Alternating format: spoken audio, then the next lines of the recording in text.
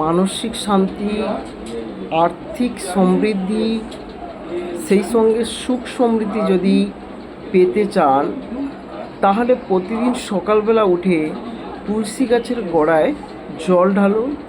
এই মন্ত্রটি বলে, ওম নমঃ ভগবতে বাসুদেবায় নমঃ, ওম নমঃ ভগবতে বাসুদেবায় নমঃ। এই মন্ত্রটি রোজ পাঠ করুন এবং সেই সঙ্গে কোথাও বেরোনোর সময়, যেখানে কোনো কাজে আপনি আর্থিক দিক থেকে হোক বা যে কোনো কাজের জায়গা থেকে আপনি পিছিয়ে পড়ছেন, সেই দিকে আপনি তুলসী তলার মাটি নিয়ে আপনি আপনার কাজের জায়গায় বেরিয়ে পড়ুন।